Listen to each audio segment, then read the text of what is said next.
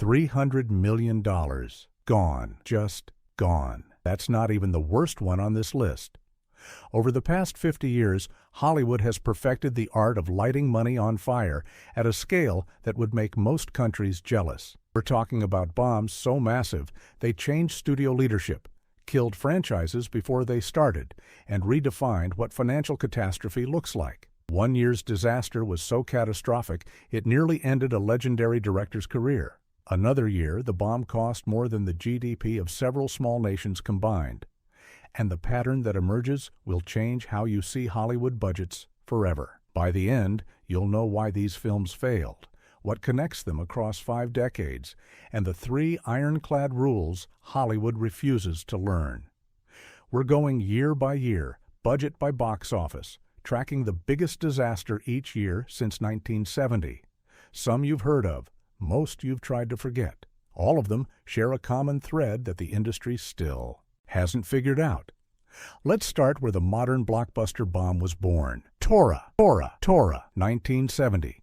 $25 million in 1970, money. Adjust for inflation, and you're looking at nearly $200 million today. 20th Century Fox bet everything on a Pearl Harbor epic told from both American and Japanese perspectives. Ambitious, expensive, and absolutely nobody wanted to sit through 3 hours of meticulous historical warfare during Vietnam.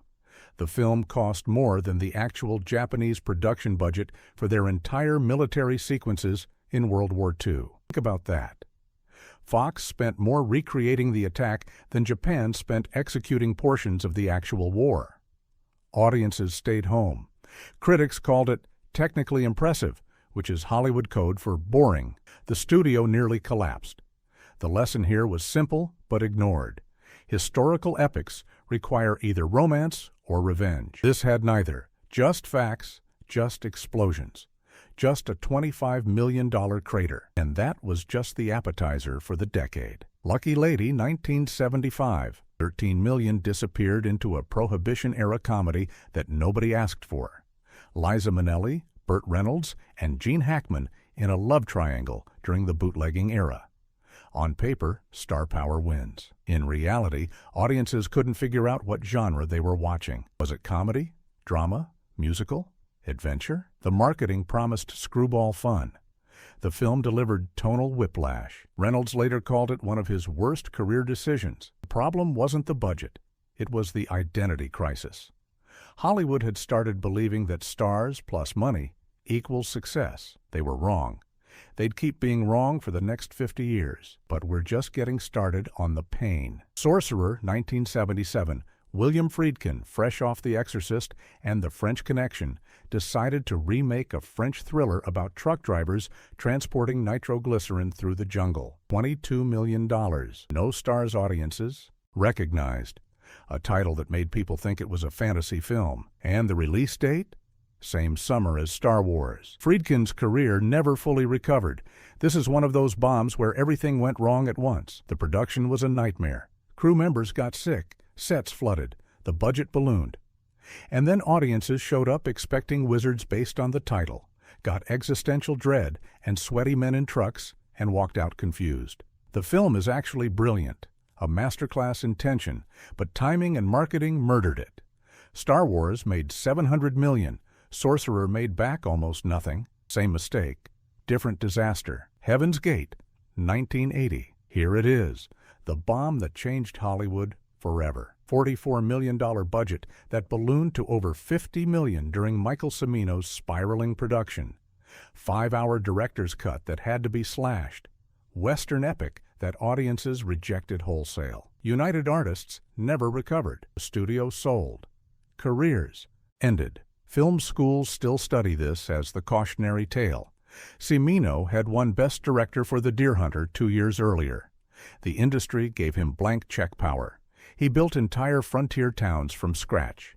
He demanded 50 takes for single shots. He went wildly over schedule, and he delivered a beautiful, sprawling, unmarketable film that killed the new Hollywood era of director-driven projects. Studios took control back. The auteur age died, all because of one catastrophic miscalculation about what audiences wanted from a Western in 1980. The 80s were just beginning to learn how to spend bigger and fail harder. Annie, 1982, $50 million for a musical about a Depression-era orphan, Carol Burnett, chewing scenery, and a final box office that barely touched $60 million worldwide against that budget and marketing. The math didn't work. Columbia bet that Broadway magic would translate to massive box office. It didn't. The film felt overstuffed and overproduced. The sets looked expensive. The musical numbers felt forced. And audiences who loved the small, scrappy stage show got a bloated Hollywood spectacle. This was the beginning of a pattern, stage to screen. Adaptations that forget what made the original work. We're seeing genres die in real time here. Krull, 1983, $27 million for a sci-fi fantasy hybrid that promised Star Wars meets King Arthur meets something. Columbia built sets in Italy and England that required their own infrastructure. They designed a weapon called a glaive that looked cool and made no sense. They hired a cast of unknowns and hoped the spectacle would carry it. The film has a cult following now. In 1983, it made $16 million worldwide. The marketing promised an epic. The film delivered genre confusion. Is it sci-fi? Is it fantasy? Is it adventure? Yes, all of them. None of them effectively. This flop proves that spectacle without identity is just expensive noise. And then Disney self-destructed. The Black Cauldron, 1985. Disney's most expensive animated film at the time, $44 million. Production hell that lasted years. A dark, violent story that didn't fit the Disney brand. And a box office. Return of $21 million domestic. This was Disney's animated nadir. The film was too scary for kids, too childish for adults, and too expensive for anyone to justify. Jeffrey Katzenberg demanded cuts that made the story incoherent. Animators quit. The film sat on shelves, and when it finally released, audiences stayed away. This bomb nearly killed Disney animation. The Little Mermaid saved the studio 4 years later. But 1985 was the year Disney learned what happens when you abandon your brand identity chasing trends. Same year, different victim. Revolution, 1985. Al Pacino in a Revolutionary War epic. $28 million budget. A box office so bad the film was pulled from theaters within weeks. Pacino didn't make another film for 4 years. Hugh Hudson, fresh off Chariots of Fire, saw his career crater. What went wrong? Everything. The accents were incomprehensible. The story was unfocused. The production was rushed. And 70s-era audiences didn't want prestige. Historical dramas about the American Revolution. They wanted action. They wanted clear heroes. They got muddy complexity and 3-hour runtime bloat. Revolution proved that Oscar pedigree means nothing if the film doesn't work. We're entering the mega-budget era now. Ishtar, 1987. The punchline. The legend. The bomb so famous it became shorthand for Hollywood disaster. $55 million budget. Warren Beatty and Dustin Hoffman as terrible lounge singers caught in Middle Eastern intrigue. Elaine May directing. Columbia betting everything. And a final worldwide gross around $14 million. The production stories are legendary. Beatty and Hoffman feuded. May went over schedule. The studio panicked. And the marketing made the film look like expensive garbage. Critics piled on before it even released. Audiences followed. The film has been reassessed recently. Some critics now call it unfairly maligned. But in 1987, Ishtar was the bomb that proved star power and budget don't guarantee anything. The industry learned the lesson for about 5 minutes, then promptly forgot it. The Adventures of Baron Munchausen, 1988. Terry Gilliam. $46 million budget that ballooned past 50. A fantastical adventure that Columbia didn't want to release. Studio leadership changed mid-production. The new regime hated the film. They dumped it with minimal marketing. Box office was $8 million domestic. This is the bomb that taught Gilliam he'd never get blank check power again. The production was chaos. Sets collapsed. Weather ruined shooting days. The budget spiraled while studio support evaporated. And the final film, while visually stunning, was too weird, too long, and too expensive for mainstream audiences. Gilliam's career survived, but his relationship with studio financing never recovered. Let's skip ahead slightly because the pattern is solidifying. Hudson Hawk, 1991, Bruce Willis at peak stardom. A $65 million action comedy about a cat burglar and global conspiracy. Final gross of $17 million domestic. Willis co-wrote the story based on a character he'd been developing. The studio gave him power he shouldn't have had. The film is simultaneously too silly and too convoluted. It wants to be action, slapstick, musical, and caper film all at once. Test audiences hated it. The studio knew it was doomed. They released it anyway. Critics destroyed it. Audiences stayed away. And Willis learned that star power has limits. The bomb didn't kill his career, but it killed his credibility as a creative force beyond acting. Same year. Painful irony. If you want a deep dive into 90s bombs that killed entire studios, comment the decade, because we're about to hit the cluster years where multiple massive disasters happened back to back. Last Action Hero, 1993, $85 million. Arnold Schwarzenegger, a meta-action comedy about a kid who enters an action movie. Columbia bet everything. The marketing sold it as Terminator 2 Part 2. The film was actually a clever satire about action movie tropes. Audiences felt betrayed. They wanted dumb action. They got self-aware commentary. Test screenings were disasters. The studio panicked and recut the film. The original vision got mangled. Release date was moved to compete directly with Jurassic Park. $50 million domestic gross against that budget and marketing spend. This bomb taught Hollywood that subverting genre expectations requires clear marketing. If you promise one thing and deliver another, audiences revolt, and they kept revolting. Cutthroat Island, 1995. $98 million budget. A pirate adventure starring Gina Davis, directed by her then-husband, Rennie Harlin. Coralco Pictures bet their entire studio on this film. Final worldwide gross was around $18 million. The studio declared bankruptcy. Harlan's career nosedived. Davis never headlined an action film again. The pirate genre was declared dead for nearly a decade until Pirates of the Caribbean. What killed it? Everything. The production was a nightmare. Matthew Modine replaced her original co-star mid-production. Test audiences hated it. The marketing was non-existent, and audiences weren't interested in pirate films in 1995. Coralco collapsed. The bomb was discovered. The wreckage was total. But we're only halfway through this journey. Here's where the pattern reveals itself. Look at what connects these disasters across 25 years. Massive budgets chasing unclear audiences, star power replacing story, marketing that promises one thing while delivering another, genre confusion, and tonal identity crises. Hollywood kept making the same mistakes because success stories like Jaws and Star Wars created a template that said, spend big, market hard, win big.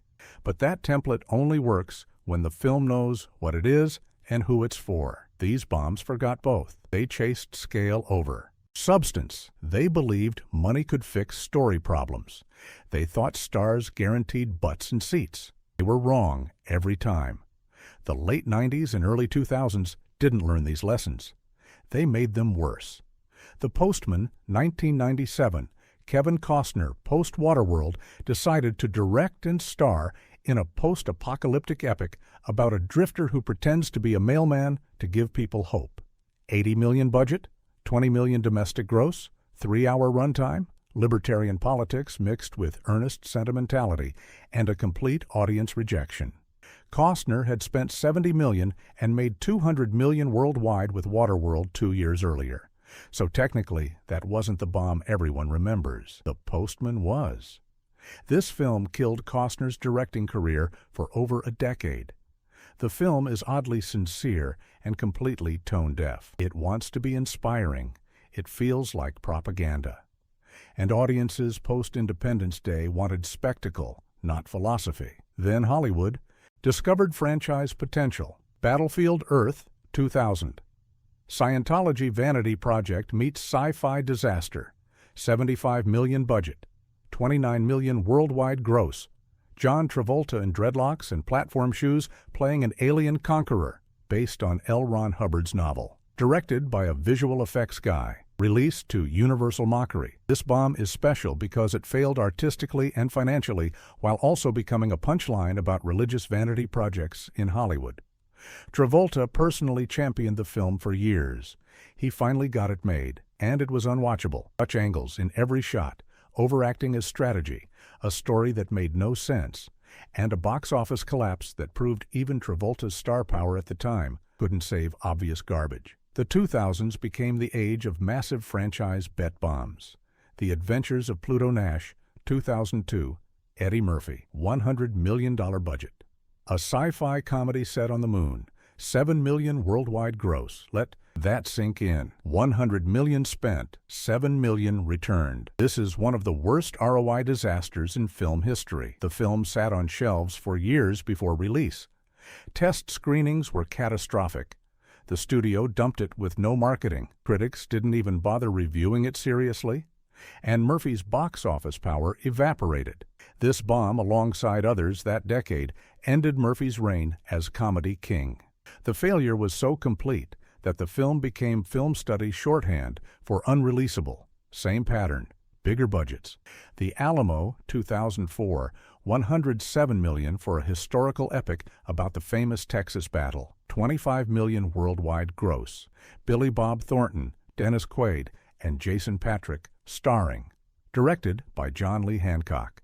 And a complete audience indifference. Post 9/11, America wasn't interested in nuanced historical failure stories. They wanted clear victories. They wanted heroes without complexity. The Alamo gave them accurate history and moral ambiguity. The marketing couldn't figure out the angle. Was it a war film? A drama? A memorial? The film was all and none, and audiences stayed away. Then we hit the mega franchise failure era. Stealth, 2005. $135 million for a fighter jet action movie about AI that goes rogue. $76 million worldwide against that budget and marketing. Rob Cohen directing post The Fast and the Furious. Josh Lucas and Jessica Biel starring. And a premise that felt like Top Gun meets War Games 15 years too late. The visual effects were expensive and boring. The story was predictable, and audiences were already drowning in bigger, better blockbusters. Stealth killed Columbia's attempt to build a military tech action franchise before it started. Let me give you the surprise flop now, one that still stings. John Carter, 2012. $250 million production budget, another $150 million in marketing, total investment close to $400 million, worldwide gross of $284 million. Disney took a $200 million write-down. This is the bomb that was supposed to launch a trilogy, a franchise, a universe, based on Edgar Rice Burroughs' beloved pulp novels, directed by Andrew Stanton, fresh off Wall-E, starring unknown Taylor Kitsch, and marketed so poorly that audiences didn't know what it was when it was set, or why they should care. The title John Carter means nothing. The trailers looked like every other sci-fi film. And Disney panicked, spending more money trying to fix unfixable marketing. The film itself is actually fun, visually creative, narratively coherent. The damage was done before it released. This bomb nearly cost Disney studio leadership their jobs. It killed the idea of Burroughs' Adaptations for another decade. And it proved that even Disney magic can't save marketing malpractice. Keep that pattern in mind as we finish this nightmare journey. The Lone Ranger, 2013. $215 million budget. Gore Verbinski and Johnny Depp reuniting post-Pirates to reinvent the Western with The Lone Ranger as buddy comedy. Worldwide gross of $260 million. Disney took a massive loss again, 2 years in a row. The film wanted to be Pirates of the Caribbean on trains. It was 2.5 hours long. It couldn't decide on tone. The marketing sold Depp's Tonto instead of the actual lead. And test audiences actively disliked major plot points. Disney recut. They pushed the release date. They threw more marketing money at the problem. Nothing worked. The Lone Ranger became shorthand for expensive Disney hubris. The Western stayed dead as a blockbuster genre. And Verbinski's blank check era ended. We're in the final stretch now, the modern era of bombs. Jupiter Ascending, 2015. The Wachowskis' post-Matrix, delivering space opera starring Channing Tatum and Mila Kunis. $176 million budget. $184 million worldwide gross. That looks break-even until you add marketing costs. Warner Bros. Lost tens of millions. The film was delayed from summer to February, always a bad sign. Test screenings were disasters. The story was incomprehensible. The world building was dense without being interesting. And audiences didn't connect with any character. This Wachowski bomb killed their blockbuster careers. They haven't made a big-budget film since. The industry decided visual spectacle without narrative clarity is poison. King Arthur, Legend of the Sword, 2017. Guy Ritchie directing a $175 million Arthur origin story for Warner Bros. Meant to launch a 6-film franchise. Worldwide gross of $148 million. Total loss estimated at $150 million when marketing is included. This bomb killed the shared universe before it started. Charlie Hunnam couldn't carry blockbuster. Ritchie's fast-talking style didn't fit medieval fantasy. The tone was confused, the marketing was generic, and audiences were drowning in franchise fatigue. Warner Bros. Canceled all planned sequels immediately. The Arthur brand stayed dead, and Ritchie went back to smaller crime films. Mortal Engines, 2018. Peter Jackson producing a post-apocalyptic YA adaptation about cities on wheels. $100 million budget. $84 million worldwide. Universal took a massive loss. The film looked visually stunning. The concept was bonkers in the best way. But YA adaptations were dead post-Divergent failures. Audiences didn't care about new franchises, and the leads were unknowns who couldn't sell tickets. This bomb proved that even Jackson's name couldn't save mismatched genre timing. Cats, 2019. $100 million for Tom Hooper's nightmare adaptation of the Andrew Lloyd Webber musical. $75 million worldwide gross. Universal took the hit. This bomb is special because it failed artistically so spectacularly it became a cultural event. The Uncanny Valley digital fur technology made everyone uncomfortable. The story made no sense if you didn't know the musical, and it released against Star Wars. Critics destroyed it. Audiences mocked it, and Universal learned that theatrical musicals are not automatic film adaptations. Tenet, 2020, $200 million. Christopher Nolan. Released during COVID theatrical collapse. Worldwide gross of $363 million sounds decent until you realize Nolan films usually make double that, and WB lost money due to COVID theater capacity and marketing spend against limited releases. This is the pandemic's strangest casualty. The film is Nolan doing Nolan things. Time inversion, loud sound mixing, complex plotting. But COVID killed its box office potential. WB learned nothing from this disaster. They kept betting big during uncertainty, and now we're current.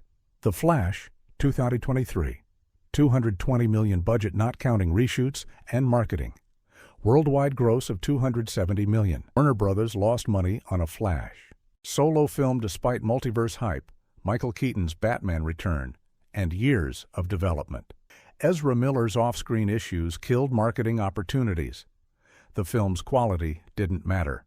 Audiences rejected it. DC's old universe ended not with a bang, but with financial whimper. This bomb closed the door on that era completely. Aquaman and the Lost Kingdom, 2023, $205 million budget. Worldwide gross around $400 million, which sounds good until you add marketing and realize WB barely broke even on a sequel to a film that made over $1 billion. Franchise fatigue, superhero saturation, and a universe audiences knew was ending. The bomb isn't as dramatic as others on this list, but it represents something worse. Diminishing returns becoming the new normal. Which brings us to the pattern, the rule book, the lessons Hollywood refuses to learn. Rule 1. Budget cannot fix story. Every bomb on this list tried to spend its way out of script problems. Special effects cannot replace character. Scale cannot replace stakes. If the story doesn't work, the money just makes the failure more expensive. Rule 2. Marketing must match the film. The biggest bombs happened when marketing promised one thing and delivered another. Last Action Hero sold action, delivered satire. John Carter sold nothing coherent. The Lone Ranger sold depth when the lead was Armie Hammer. Audiences feel betrayed when the trailer lies. Rule 3. Franchise potential is not a release strategy. Jupiter Ascending, King Arthur, Mortal Engines, and half the other bombs here were designed as trilogy launchers before the first film proved itself. That's not confidence. That's hubris. Audiences smell desperation. 50 years of pain, billions of dollars gone. And the pattern keeps repeating because Hollywood's incentive structure rewards the bet, not the outcome. Executives get hired for greenlighting big swings. They're often gone before the bomb detonates. The studios absorb the loss. The system continues. Next time you see a $200 million movie with unclear marketing and franchise ambitions, remember this list. The bomb is probably already built. The fuse is already lit. Hollywood just hasn't admitted it yet. Next, watch our deep dive into the biggest franchise killer bombs that murdered cinematic universes before they started. Because this list, this was just the appetizers.